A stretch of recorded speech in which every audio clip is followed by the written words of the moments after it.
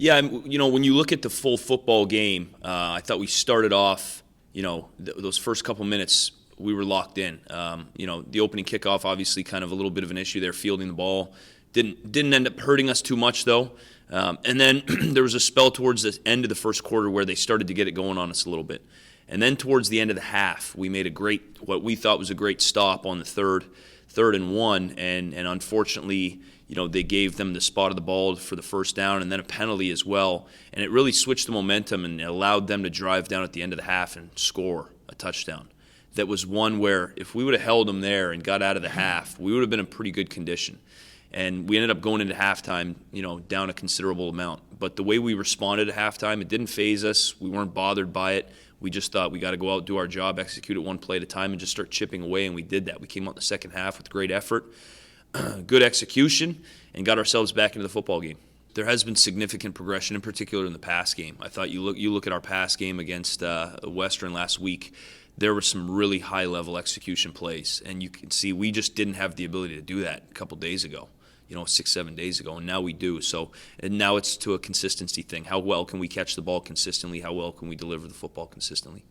Yeah, they're a good football team. They're athletic and well coached. Coach Breezy's been around for a long time. He's got a great understanding of the game, and their defensive staff, gentleman I've worked with before, does a great job there as well, and they're very sound on special teams. So it's an athletic football team, a football team that's going to be hungry coming off a loss, and a well-coached football team. It's got to get a lot better. It's got to get a lot better, even from last night's execution and practice. We just got to continue to get better because Ottawa will present a lot of challenges offensively. They like to leak backs out of the backfield. It's a very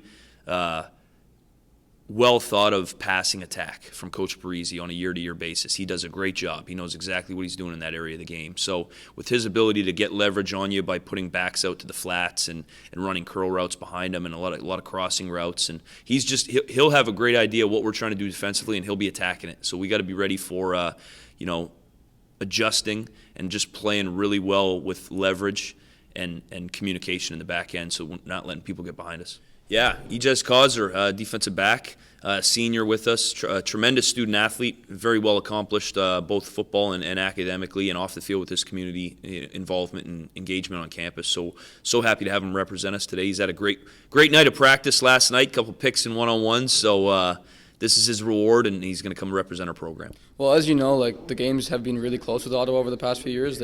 One of them's gone to overtime. They usually come down to the last drive or so. With that being said, a little bit specific to Ottawa, I guess, they have a really interesting offense in that they're really well coached and they have a lot of good concepts that try and confuse the defense.